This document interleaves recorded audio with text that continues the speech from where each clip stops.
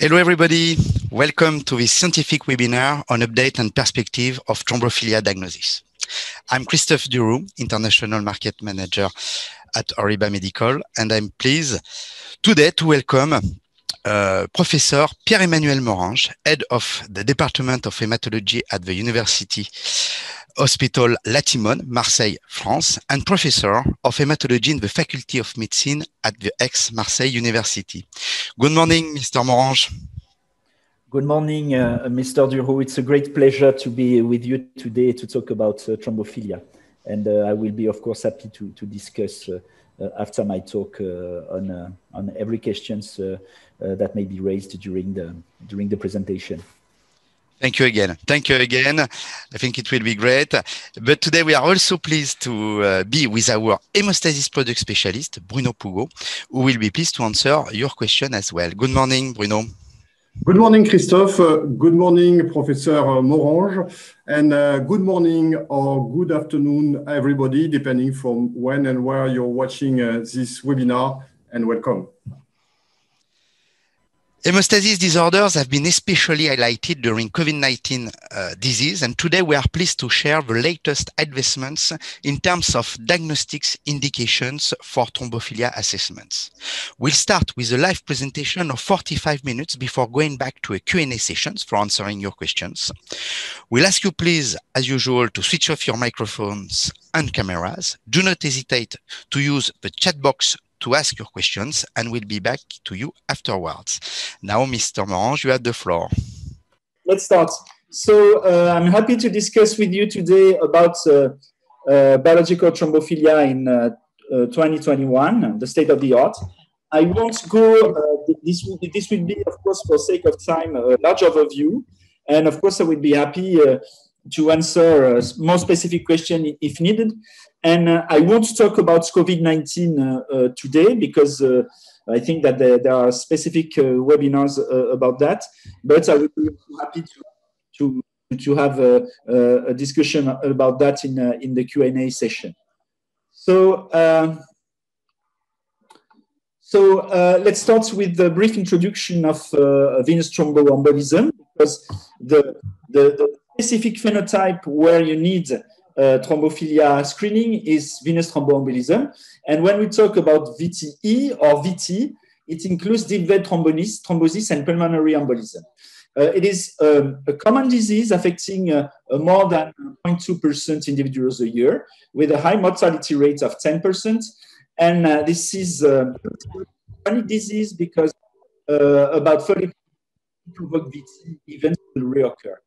This is typically the example of what we call in epidemiology a common multifactorial disease.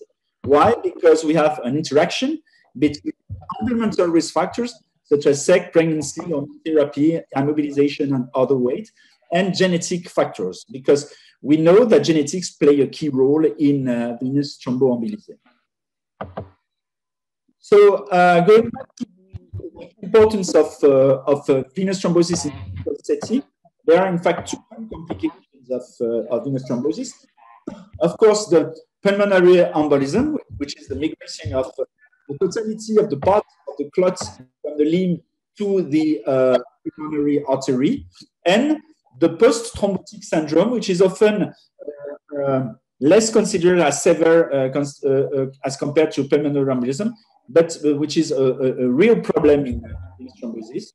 And it is considered that we have between 1 and 2 patients who dies from PE, and 25% suffer from the chronic effects of the post-thrombotic syndrome. The post-thrombotic syndrome is due to destruction by the clot of the venous wall, and of course it is not you're not going to die from PTS, but have a very important functional effect. So a few words about epidemiology of VT. The incidence of VT increases with age. We don't have any, or at least venous thrombosis is very rare in children. And you can see that there is a trend towards an increased risk and incidence of venous thrombosis with age. The incidence is about 1,000 a year at 20, and about 1 per 100% a year after 70. So really importantly related to age, and you can see that the incidence in men and women is quite similar. So going back to the importance of genetics in venous thrombosis, you have here the results of the Swedish registry, particularly highlight how important is the family history in the risk of thrombosis, and so the heritability in venous thrombosis. You have the upper curve, which is the individual risk of venous thrombosis in a population a family history of venous thrombosis, and the lower curve is the same risk without history of venous thrombosis. And as you clearly see, whatever the age, you have an increased risk of when you have a history of venous thrombosis. More importantly, probably, when you look at the number of venous thrombotic events within a family, the higher siblings, you can see that you have more than 3 affected in your family, your personal risk is increased 53-fold. So it's pretty important. And this is the importance of genetics in venous thrombosis. So going back to the physiopathology of venous thrombosis, Rodolphe Virchow in 19th century have clearly emphasized 3 main factors contributing to thrombosis. And 2 are mainly important in venous thrombosis, and those are altered blood flow, also named stasis, and increased blood coagulability. And in fact, as you all know, and this is the cornerstone of thrombophilia, the coagulation cascade plays a key role in venous thrombosis. And just a brief summary of what is considered the coagulation. This is a process with a cascade of enzymatic reaction, starting from the interaction between tissue factor and factor 7, and lasting with the generation of thrombin, or also factor 2A, which is the key factor in coagulation, which is responsible for the transformation of soluble fibrinogen into fibrin. And this cascade is naturally tightly regulated by 2 inhibitor systems, the antithrombin and the protein C, protein S system. So when researchers try first to identify genetic risk factor for venous thrombosis, they first concentrate, obviously, on modification of coagulation cascade. And by this way, Olav Eshberg in 1965 identified the first thrombophilia, which was the first antithrombin deficiency. You have here on the right the family where he identified this defect, and you can see here from the tree that it is an autosomal dominant disorder. The penetrance of this disease is very high, with greater than 50% of individuals experiencing a thromboembolic events before the age of 50 years.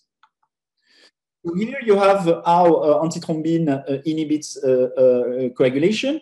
In fact, it's serpin, an inhibitor of serine proteases. It can inhibit most of the coagulation factors, but particularly it inhibits 2 of them, factor 2A and factor 10A. And as we remind you that heparin is an indirect anticoagulant, which potentialized, in fact, antithrombin effect after binding the molecule. So to stress how important is antithrombin in life, it is clear that there is no homozygous quantitative defect in antithrombin in human, meaning that you cannot live without antithrombin. And here, this is highlighted by the results. Of course, this is not woman, but this is not man, but this is mice from Ishiguro.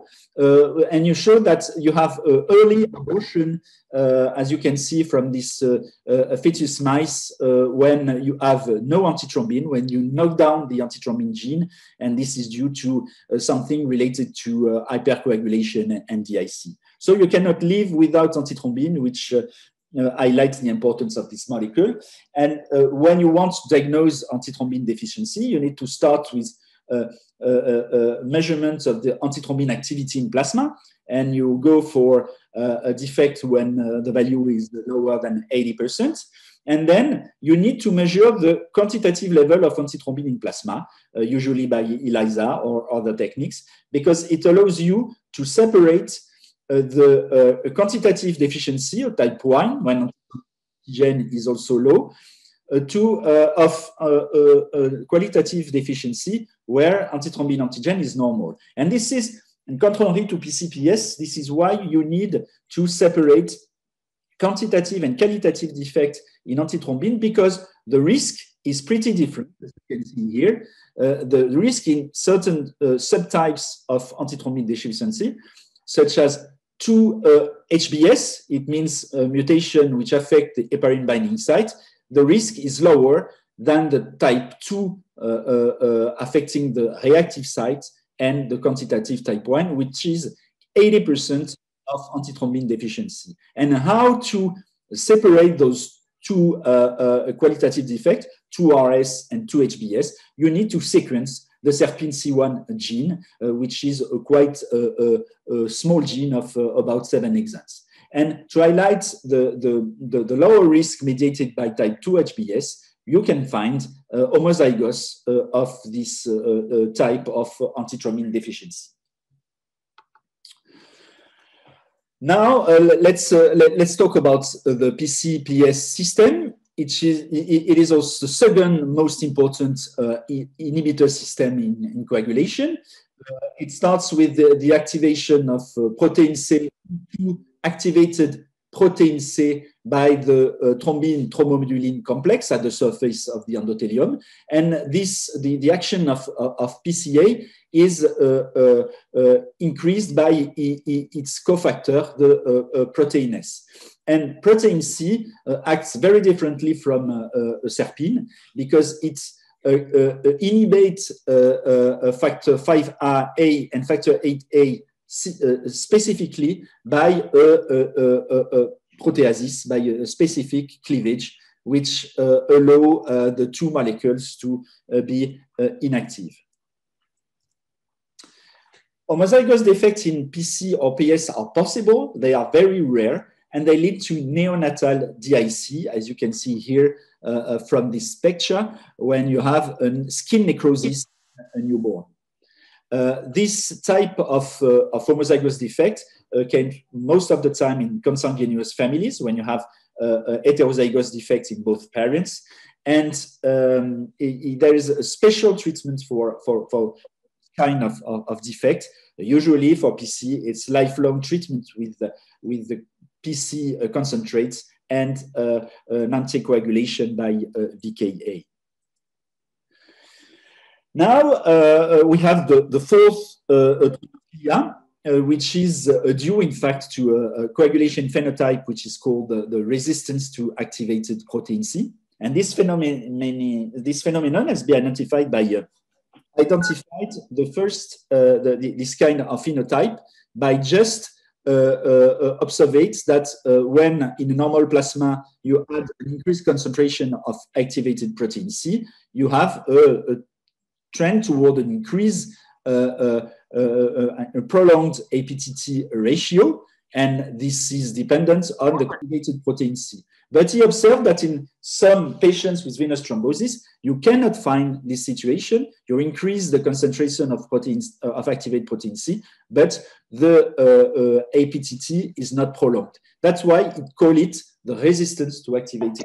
Rogier Bertina in Leiden, which is a small city near Amsterdam, identified the molecular factor responsible for this resistance to protein C, to activated protein C. In fact, it's a mutation in one of the two substrates of the protein C, which is factor 5. And this is a mutation in the site where the activated protein C cleaves to inhibit the factor 5. And that's why they call it the factor 5 Leiden, because Rogier Bertina worked in Leiden. The last well-known genetics risk factor for venous thrombosis is the prothrombin mutation, also called sometimes the factor 2 Leiden, because it was also identified by Bertina's team in Leiden. And this is pretty different in terms of molecular defect from factor V Leiden because it's more efficient processing of the containing pre-mRNA. In fact, it's a problem in terms of translation of mRNA, and this induces an increase in factor II concentration. And you can see that here. You can see that there is co-segregation of the variants, the factor II Leiden, and the levels of factor II. You can see that you find most of the time the mutation in the highest quartile of the factor II distribution. So we have rapidly presented the 5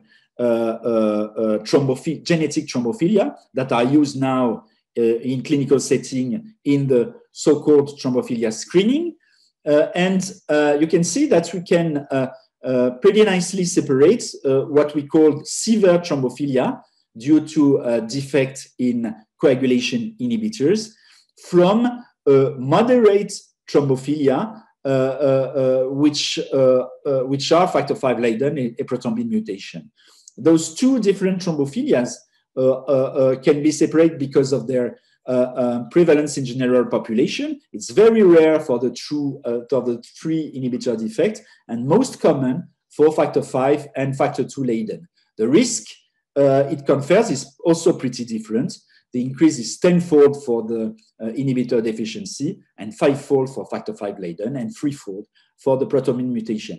And we will see later that this separation is quite important. So you have the hereditary thrombophilia, but you have also the acquired thrombophilia. And as you know, there is a syndrome which is particularly important in this setting. It is called the antiphospholipid syndrome. And this syndrome associates clinical phenotypes. It's thrombosis or recurrent pregnancies lost, plus biological markers, and you need to have both to claim for APS. The biological markers are persistently, and persistently is a very important word, positive test for lupus anticoagulant and or anti-cardiolipin and or anti-beta-2 GP1 antibodies. And this syndrome is very important to highlight because it has consequences for treatment and prognosis of the venous thrombosis. So you know, I'm sure well this syndrome, and you have here the characteristic of the biological markers that were highlighted by the Sapporo recommendation in 1999. So you need to perform a lupus anticoagulant screening, mixing, and confirmation test. And you need to perform the search for anti-cardiolipin antibodies by ELISA technique. What is important is you need to have a persistent antibodies. So you need to resample at least 12 weeks after the first positivity to confirm that you have lupus anticoagulant. And this is the same for the anti-cardiolipin antibody. And what is important also that you need to have your personal threshold. You need to define your own personal threshold in your lab to search for positivity. So APS is greatly associated with thrombosis, not only deep vein thrombosis, but also with arterial thrombosis and stroke. And as you can see here, the lupus anticoagulant is much more associated with the risk of thrombosis than the presence of anti-cardiolipin antibodies. What is also important is to consider that the more you have biomarkers of APS, and the more you risk. As you can see here, when you are triple positive for APS biomarkers, your risk is much more higher when you have of when you have only one biomarker. And this is important in terms of risk, and this is important in terms of treatment, because from the TRAP study, Victorio Pingo demonstrated that you need to use VKA and not DOAC in triple positivity carriers, because the efficacy of DOACs is less than of VKA in this very particular setting. APS is also associated with VT recurrence, as you can see here from that beautiful meta-analysis performed by David Garcia.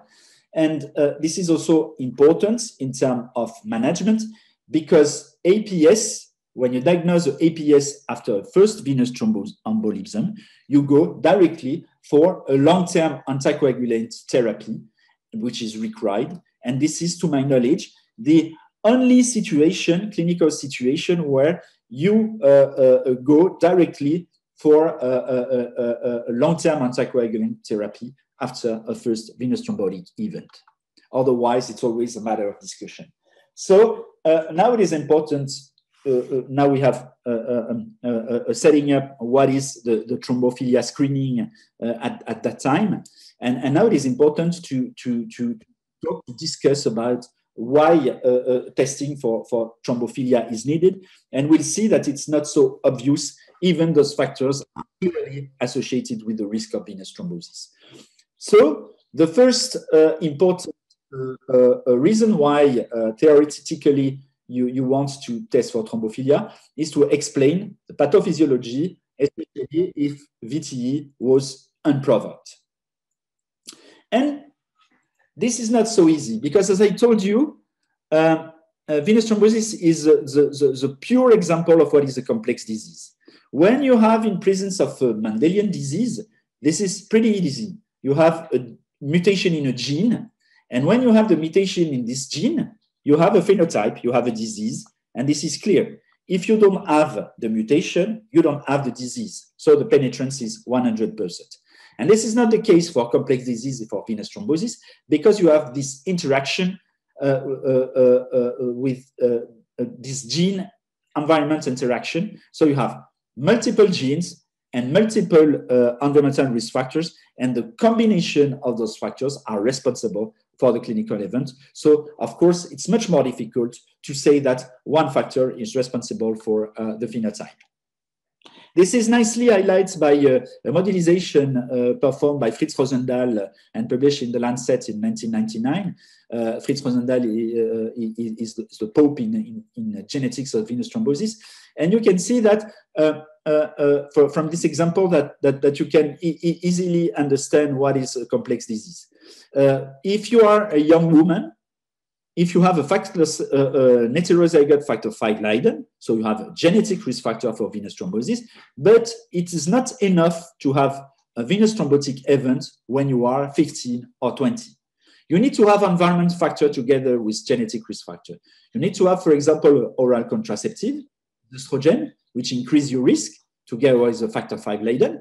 And you need maybe to have an immobilization if you go skiing and if you have an accident and you need immobilization. So in that case, you have a genetic risk factor, which is factor V Leiden, and you have two environmental risk factors, which is oral contraceptive and immobilization. And this is this particular combination of those three factors, which is responsible for the venous thrombotic event that can be very severe. But if one risk factor is missing, one environmental risk factor, you don't have the venous thrombotic at that time, and maybe you will have one and at older age with only the factor V Leiden and of course the age effect. And so this is why you cannot say that you can explain the venous thrombotic event that your patients had just only because you find a thrombophilia defect.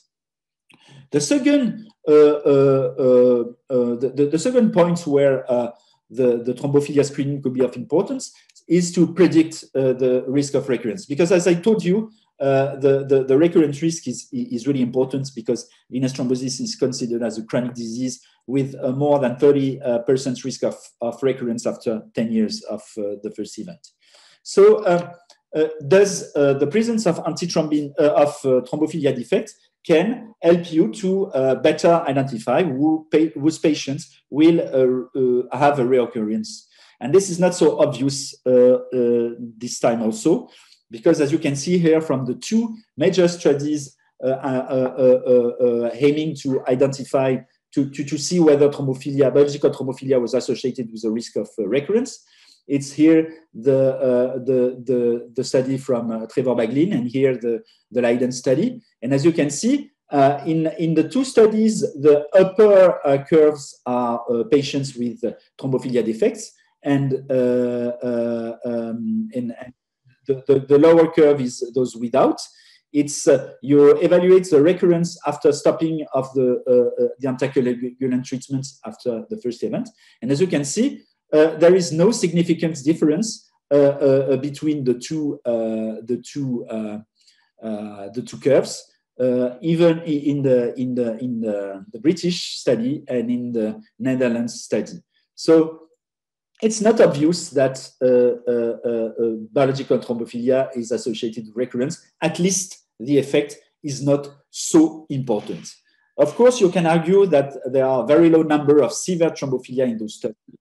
And you can also argue that it is still difficult to know what is the threshold to define an inhibitor deficiency. So, of course, very, very low amounts of severe thrombophilia, as you can see from the in-depth analysis of the Leiden study, you can see that there were only 25 individuals with antithrombin, protein C, and or protein S deficiency. So it's very low, and it gives a very poor statistic power of the study. So you can increase the number of patients by different way. The first one is to perform meta-analysis, where you combined a low number of studies.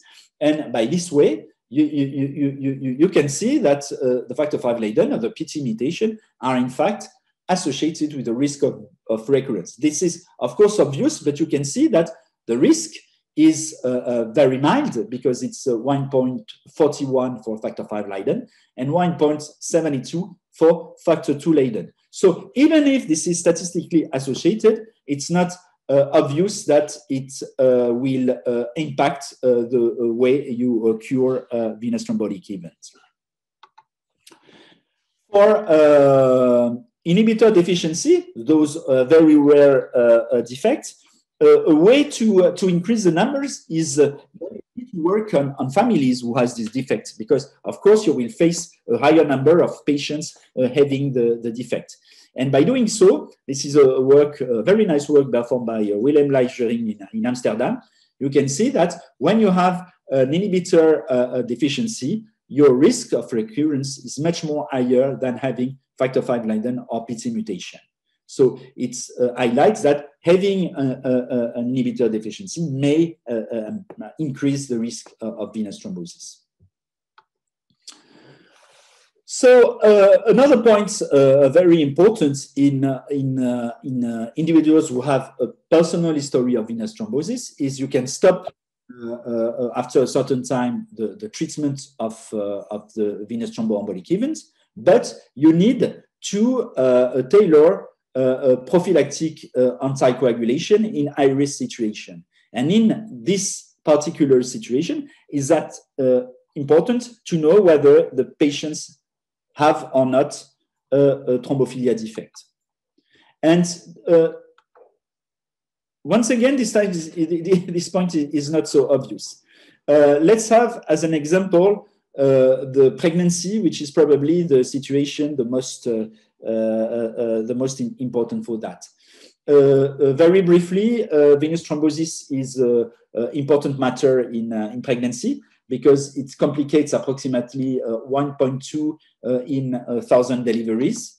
The incidence of VTE is similar in antepartum and postpartum periods, but postpartum period is shorter, so there is a higher daily VTE risk.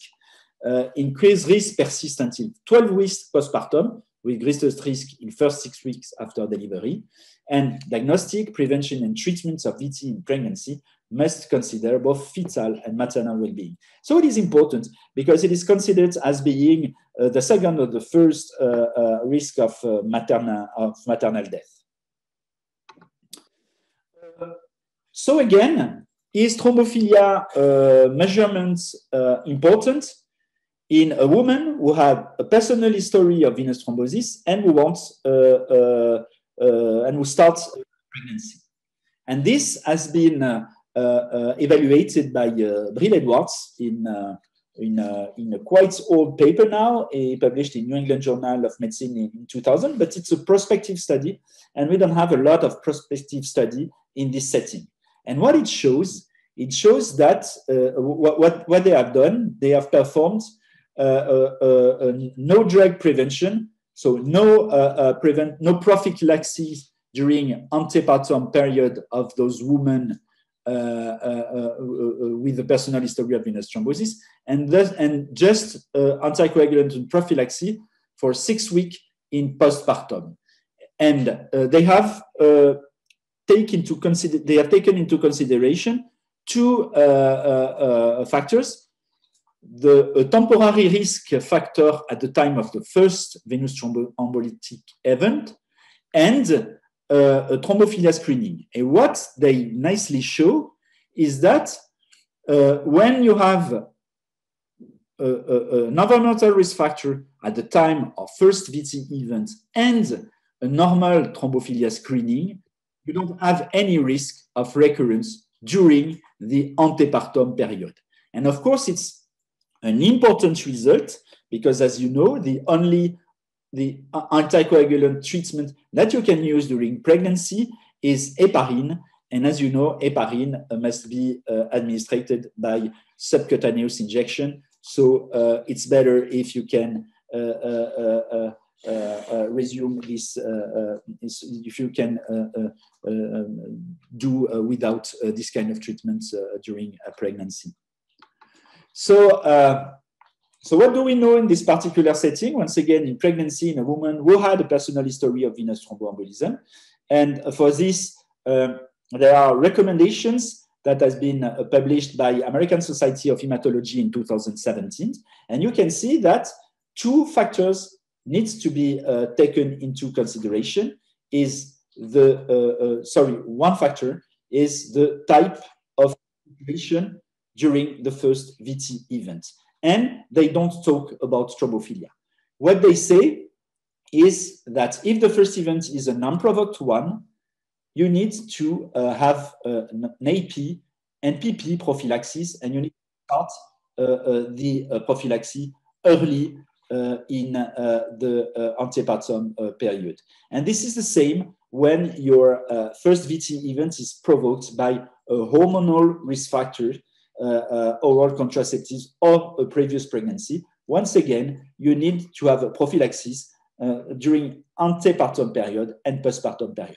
And this is different when your first VT is provoked by non-hormonal risk factors, when there is no need to perform antepartum prophylaxis, but you just postpartum prophylaxis. As you can see here, there are two stars. Those two stars as long as no current additional risk factors for VTE. So maybe in that case, you can think that thrombophilia screening might be considered as additional risk factor for VTE. But as you can see in this table, there is no mention of biological thrombophilia.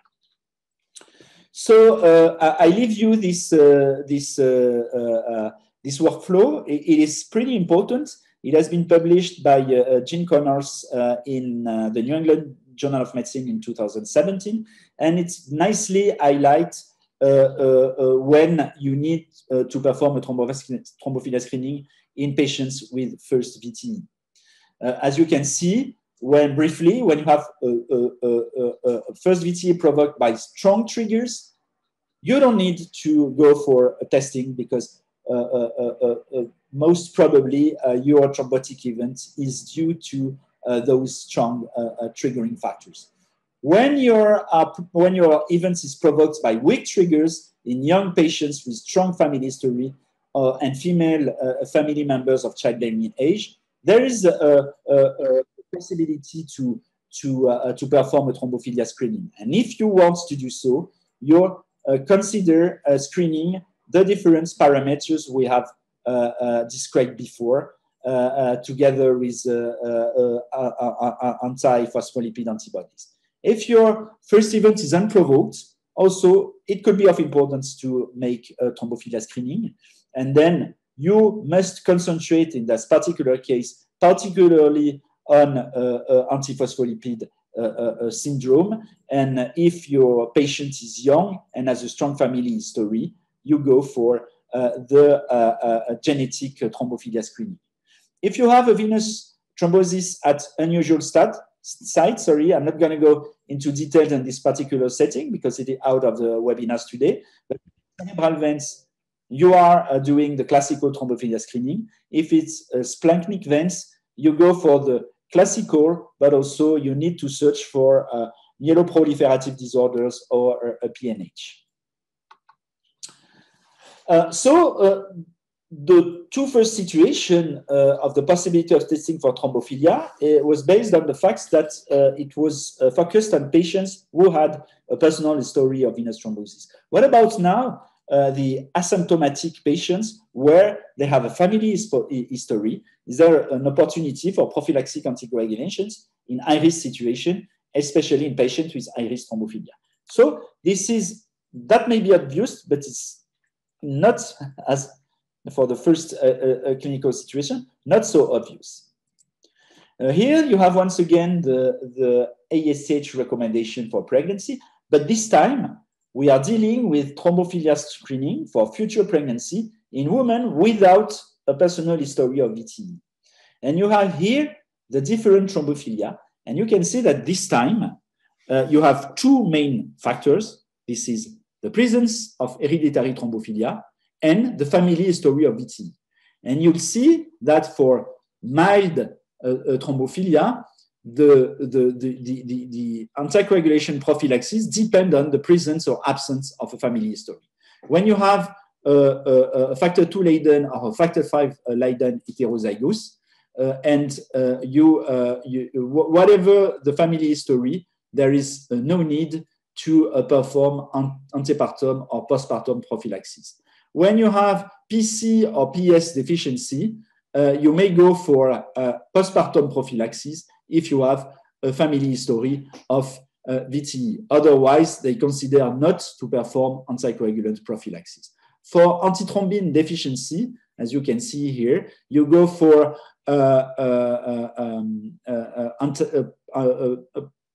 prophylactic anticoagulation if you have a family history of venous thrombosis, and you go during antepartum and postpartum prophylaxis. If you don't have any family history, you don't perform prophylaxis at all. What about now in homozygous factor 2 or factor 5 Leiden? In that case, especially for factor 5 Leiden, whatever the family history of VTE, you go for anticoagulants prophylaxis for antepartum and postpartum. And when you have a combined thrombophilia, which is mostly the combination of factor 5 and factor 2 Leiden at heterozygous state, it's the same as homozygous factor. You go for AP and PP prophylaxis, whatever the family history of VT is. So in that particular case, you can see that there is a role for thrombophilia screening, for hereditary thrombophilia screening, because it's tailored the way you are thinking of the anticoagulants prophylaxis during pregnancy. So once again, as you can see, there is a great debate on the importance of thrombophilia screening. So there are no general rules, and each patient is different. And you always have to make pro and contra arguments in each patient for thrombophilia testing. Once again, the pro argument in patients who had a personal history of VT and inherited thrombophilia, it's that you can explain pathophysiology, especially if VT wasn't provoked. But the difference of this is that, as I told you, most patients have at least one clinical risk factor, illustrating that a thrombophilic defect alone is not enough to develop VTE. Pro, prediction of recurrence risk and opportunity for prophylaxis anticoagulants in high-risk situation, especially in patients with antithrombin deficiency, can be modified by the thrombophilia screening. The Cons of that is that all patients who had a first VT should get prophylactic anticoagulation in high-risk situation, whatever the thrombophilia screening, the result of the thrombophilia screening. Now, in asymptomatic relative with inherited thrombophilia, you can think that as a pro-argument that you can instruct patients about signs of VTE to accelerate diagnostic and avoidance of thrombophilic risk factor, such as obesity and smoking. But you can also consider in the cons argument that testing is not necessary. And in this kind of family with venous thrombosis, you just say to patients that they need to they need to lose weight or stop smoking. The pro-argument is you can perform prophylactic regulation in high-risk situation, especially in patients with high-risk thrombophilia in this family. But also, you can say as cons argument that as most VTE in affected family members are provoked, thromboprophylaxis in a high-risk situation might be enough to prevent VTE. What about now counseling about combined oral contraceptive in asymptomatic female carriers with thrombophilia?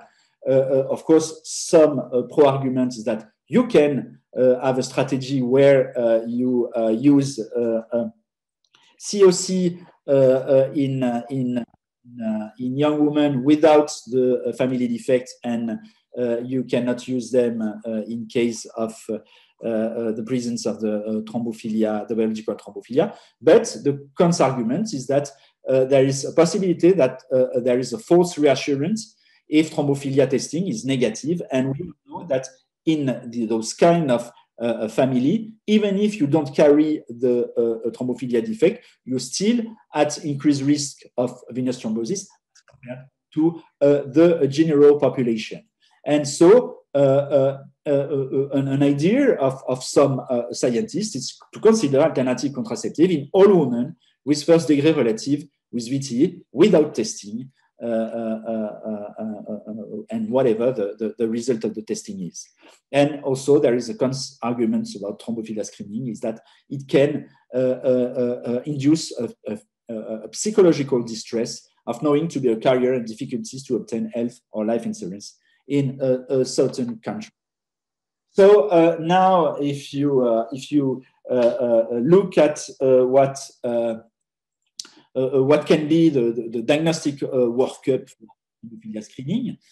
For factor V Leiden and factor II Leiden, you directly goes to genetic testing. APC resistance test now is, at least in France, is not used anymore. We prefer to go directly to the genetic testing because it allows you to separate patients with who are heterozygous or homozygous for a factor V Leiden or a P prothrombin mutation. For antithrombin deficiency, as I told you, you go to a functional assay. For PC deficiency, you also go for a functional assay. And there is still a debate on factor of proteinase deficiency to use free PS antigen, free PS being the part of the molecule which is biologically active, or some prefer to use the proteinase activity. And in the last release of the French recommendation, we have written that we prefer in general to use proteinase activities, that it allows you to cover all the different subgroups of patients having a proteinase defect, even if you this test may be a little bit more, a little bit less specific. Very briefly, please do not forget that there are acquired situation. Of course, the APS syndrome, but also please look at the blood count to be sure that there are no myeloproliferative neoplasm, which can increase your risk of venous thrombosis. And then you can prescribe mutation analysis for JEC2, calreticulin, or NPL. And please also don't forget the paroxysmal nocturnal hemoglobinuria, which is much rare, but which can lead to severe thrombosis. Here you have the specific workup needed for this disease. So if you want to interpret antithrombin, PC or PS plasma levels, you need to know that if you measure them close to the VT event, there are consumption of those factors within the blood clot, so you can have false defect of those free proteins. If a patient is on heparin treatment, you can have lower levels of antithrombin. If you are on VKA, you can have lower of PC-PS. If you use estrogen, you can have lower protein S levels. Pregnancy is also associated with early diminution of protein S and some pathologies such as liver deficiencies. You have lower levels of the free protein because they are mostly synthesized by the liver. And in case of DIC, such as the situation where you are close to the VT events, you can have consumption of those free proteins. The new direct oral anticoagulant treatments have also induced some modification in the thrombophilia screening. And very briefly, when you are on DOACs, you need to go to antigenic assays for antithrombin and protein C, because of course the clot-based assay would be modified by the treatment, but you can also, of course, use a chromogenic assay in that case. For PS, it's better in that case to use the measurements of the free parts of the protein S, which is not affected by the DOACs. And for the LAPAS anticoagulant, please consider that you cannot evaluate them during DOAC treatment. You need to stop the DOACs at least 72 hours to be sure that you can measure LAPAS anticoagulant, or maybe you can use some DOAC removals device that are now used in some laboratories. So now let's go a little bit on the future. Let's foresee the future in few slides. As you can see from this graph, the free anticoagulant deficiency are now old because they have been identified in the 80s. The factor V Leiden and the factor II mutation in the 90s. And so what about after the 90s? There is a very important area which came, and that we think that it would help to better identify the missing irritability of venous thrombosis, because these 5 factors described here cannot be responsible for this high impact of genetics on venous thrombosis. And so appeared the so-called GWAS area, which came after the whole genome sequencing of human in the early 2000s. And here comes the area of what we call the whole genome association study, or GWAS, which is particular because they used DNA chips, and it allows you don't need to know prior knowledge whether or not a particular gene or genomic region is associated with a phenotype to find some. And we were the first, together with David Reguet, to publish the kind of this approach in venous thrombosis. And so this agnostic approach is agnostic because, as I told you, you can find genes that you don't know as being associated with the disease in the broad physiopathology aspect you know before. And here you have the last release of the INVENT consortium. And we have gathered 18 studies dealing with the risk of venous thrombosis, including more than 3,000 VT cases and more than 100,000 controls. In them, we have genotypes or more than 12 million SNPs or genetic variants. And those inputted SNPs were tested for association with VT. Here you have what we call the Manhattan plot, which is a way to to picture the results.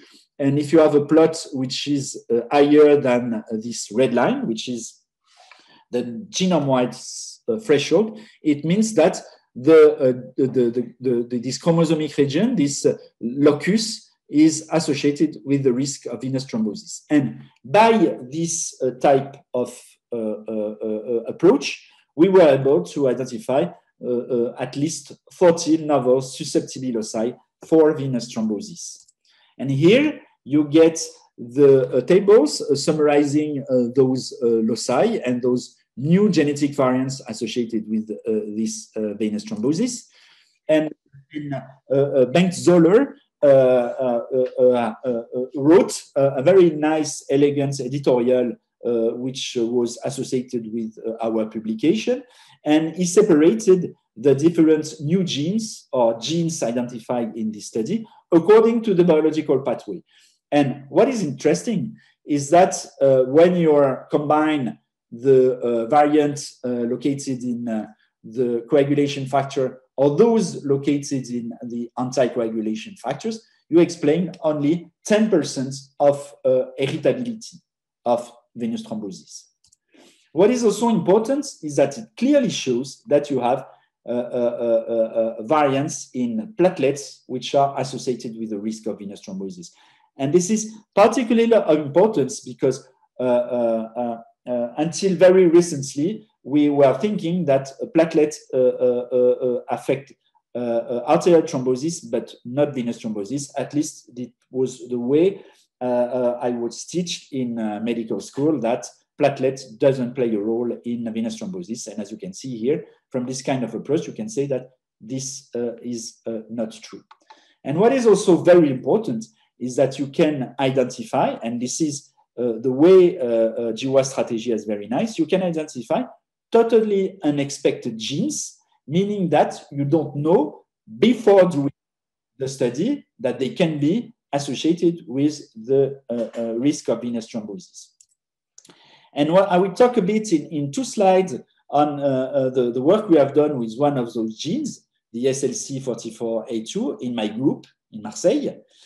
So, of course, when you identified a totally unexpected gene, you need to, after, to make a lot of work to understand how it can impact the physiopathology of venous thrombosis. Because, in fact, we knew these genes a little bit before 2009, because we had a first paper in 2015 identifying by a GWAS approach this gene and showing that the rare copy of the variant was associated with a lower risk, with a lower risk of venous thrombosis. And so, together with the Bart Vliegman team in Leiden, we set up experiments on mice knockouts for the SLC42A2 gene. And they were submitted to what is the most physiopathology model in mice of VT, which is the ligature of the inferior vena cava. And by doing these models, we were able to show that SLC44A2 knockouts have a thrombus weight lower than the wild-type mice, confirming the role of these genes in venous thrombosis. And very recently, we have published this result this month. We were able to show, it's a work by Gaia Zirka and Graz Thomas in my group, that this variant impaired adhesion of neutrophils expressing SLC44A2 or HNF3B to VWF and protects against netosis under venous shear rate. You can see here, this is results from intravital microscopy, that there is a drastic reduction of neutrophil rolling in adhesion in SLC44A2 knockout mice as compared to the wild-type mice. And when you are infusing human neutrophils, 3A3A or 3B3B in chambers coated with VWF under venous shear rate, you can see that the 3A neutrophils are able to form nets, and 3B are not able to form nets. And this phenomenon is dependent from the A1 domain of VWF, because when you coated the chambers this time with A1 domain and not the entire VWF protein, you have again a production of nets. So this is an example of how this kind of GWAS strategy, agnostic strategy, are important, and the quantity of work you need to do after having identified a new gene to relate it to the physiopathology of venous thrombosis. And by this example of the future, I would like to thank for your attention, and I'm happy to take any question. Thank you very much, Professor Morange, for this very nice and relevant outcome on thrombophilia testing and diagnosis. So now, if you wish, we're gonna go to our Q&A sessions. And I would start first, maybe to some question related, products related to Mr. Bruno Pougot. Since and related to lupus anticoagulant, as per duly reminded and explained, lupus anticoagulant is a pathology of thrombophilia, and we have some questions related to its detection. First is what is the sensitivity of the Humizin G reagents of Horiba Medical for diagnosis of lupus anticoagulants? Thank you, Christophe. The new reagents DVV test and DVV confirm for diagnosis of lupus anticoagulants by the DRVVT pathway have been evaluated in a French university hospital on more than 80 patients, diagnosed patients, including all the clinical data. And in this study, the sensitivity was 90% and the specificity was 97%. This study will be published very soon. Thank you very much, Bruno. Still a question related to lupus anticoagulants, and this time about the compatibility between reagents and hemostasis analyzers.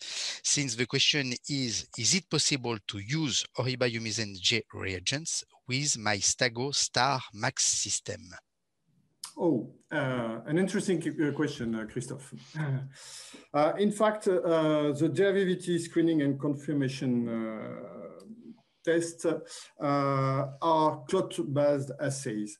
And it's really easy to adapt clot-based assay on all the devices in the field. And that's the reason why Horiba Medical plan to offer DVVT test and confirm to all the customers. Okay, thank you again. Now I'm going back to Professor Morange. So we received some questions from the chat, and I will start with the first question. Should we consider postpartum lasting for 6 weeks or 12 weeks? So the duration of what we considered as postpartum duration, 6 weeks or 12 weeks? Very, very interesting question. I would say that, in fact, there are, if you look at the thrombotic risk, you have 3 different periods. The first one is the 2 first weeks. In those 2 first weeks, the risk is the highest. After, the risk is a little bit lower, but is still quite high after 6 weeks. And after that, it is statistically significant still the 12 weeks. But I would say that you need to cover the first 6 weeks after the delivery if you want to be to cover the highest risk period. So I would say that postpartum period where you need prophylaxis is the first 6 weeks, but you can consider that a venous thrombotic is due to the pregnancy even till the 12 weeks. Thank you for this precision.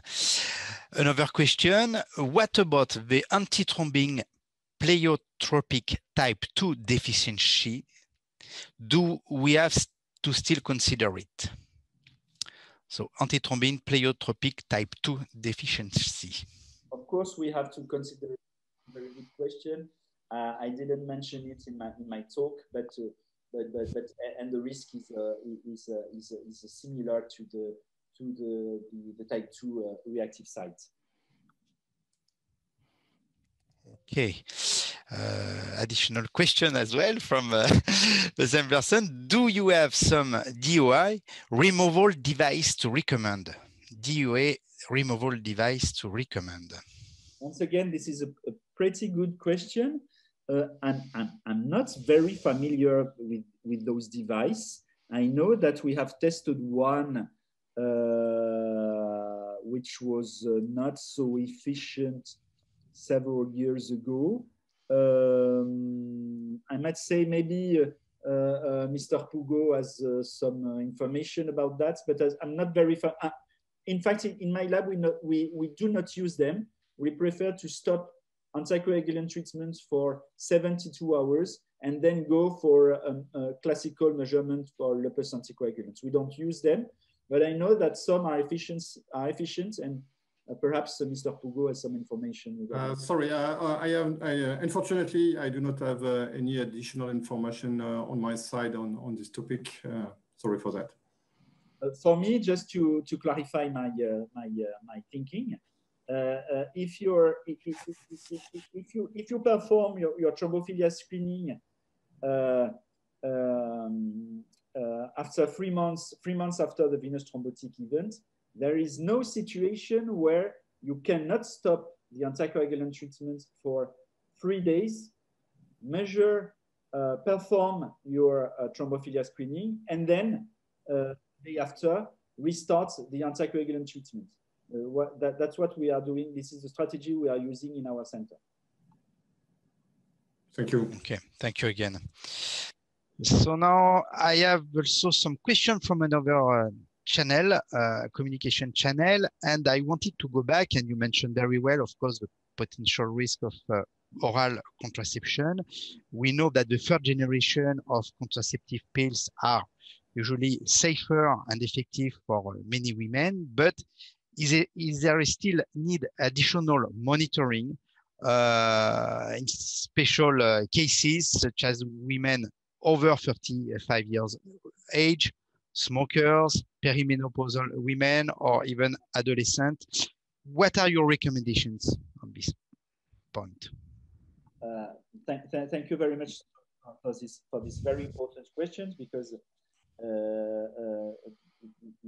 point is very important, because you can have a very severe and dramatic thrombotic event in a young woman who are otherwise healthy. So it's thrombosis at that time of life is of great consequences, such as pregnancy also.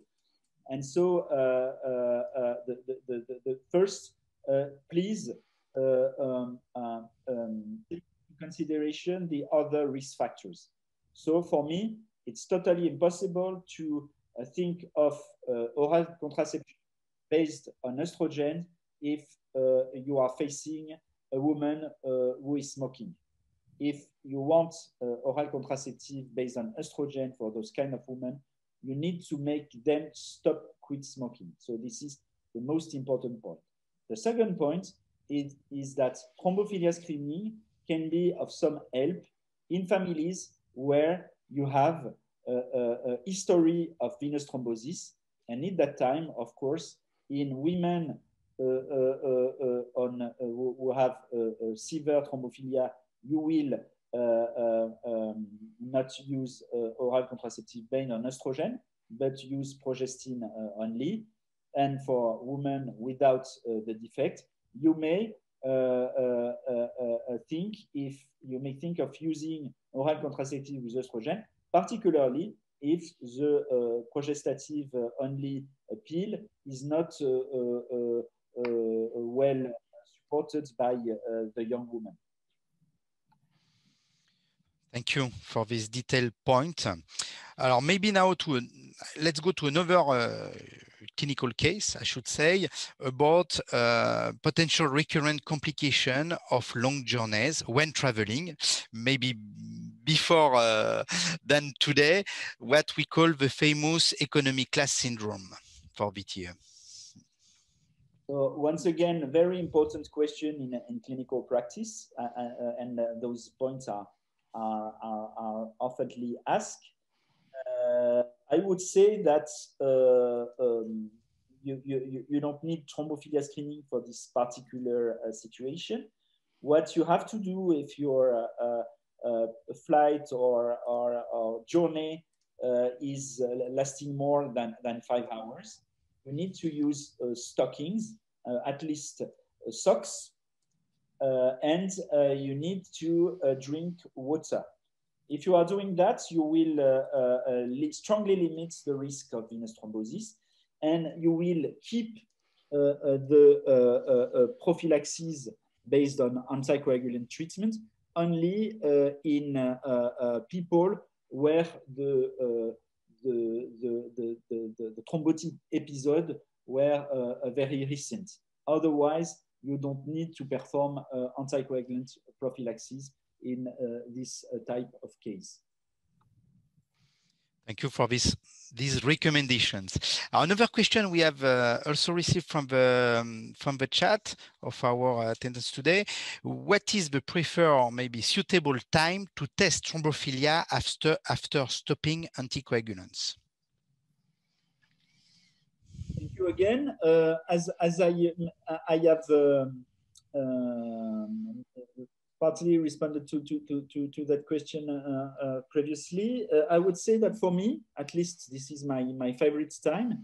It's after 3 months of anticoagulant treatment, because at that time you can safely stop anticoagulant treatment for 3 days, which allows you to perform the search for lupus anticoagulants. And then you restart anticoagulant treatment after that, waiting for the result. So I would say between 3 and 6 months after the thrombotic event. Okay, thank you. Now I wanted to go back to the S protein testing, since as you mentioned well, and we previously, as far as we reminded, the testing of free protein S, and now some recommendation, new recommendation are more favorable to protein S, total protein S activity. What about your position or recommendation in this point? Thank you again. This is a tricky point. At least I would say that the French recommendation on thrombophilia screening, which has been just released, which was released 1 or 2 months ago, we have decided to put at first place protein S activity measurement, to be sure that we are not missing some subgroups of PS defect, which are only associated with the PS activity diminution. But we are doing that, but we know that we will lack a bit of specificity by doing that. And for some authors, I mentioned during my talk Ken Bauer, who is working in Harvard and is one of the masters of venous thrombosis. He prefers to use the free PS antigen level. So I would say better to use a PS activity, but it is still debated in the scientific field. Thank you. Or maybe, should I have the similar question to Mr. Pugo, but related to the available UMISEN-G reagents for proteinase testing on free or total activity? Christophe, regarding this point, Oriba Medical, in fact, decided to choose to develop and launch the proteinase activity, precisely for the reason that Professor Morange mentioned, because proteinase activity allowed to detect all the subtypes, and this is really important for us. Regarding specificity, at the moment, we don't know exactly because the reagent is under evaluation, and by now, a big study is ongoing in a French university hospital. Let's see what will be the situation regarding the performance of this assay. That will be launched very soon. Thank you. Thank you for this information. And about an extra information as a conclusion, I wanted to inform you that Oriba Medical is very proud to launch and just release now its own hemostasis guide, in which you will find extra answers and information about this topic. Regarding this hemostasis guide, I would like to thank especially Dr. Pierre Souchon, who participated in the writing of the hemostasis guide. Dr. Pierre Souchon is a thrombophilia specialist, and Dr. Pierre Souchon is also part of the team of Professor Pierre Morange at Latimone University Hospital in Marseille. Thank you for that. It's a very interesting hemostasis guide in which you will find many answers, of course. And I would be glad to send to all the attendees the hemostasis guide after the webinar. Thank you. Thank you again. I think now it's time for to thank you very much, all our attendees, and also on behalf of Oriba Medical team, a very warm thanks to Professor Pierre-Emmanuel Morange, who has been today with us, as well as Bruno Pugo and Carole Basrud for the technical management of this hemostasis webinar session. Thank you, Carole. Thank you, Christophe. Thank you, Professor Morange. Bye-bye. So again, please stay connected on our website to be informed on our webinar program for remaining 2021 year. Next webinar session will be probably dedicated to hematology topics related to CRP infectious screening and also ELO solution. We'll let you know anyway informed about it. And again, before leaving the session, do not forget to answer a very quick questionnaire before leaving. It will take a few seconds. Thank you again, everybody. Thank you. Bye. Thank you so much. Thank you, Professor Morange. Thank you. Thank you very much, all.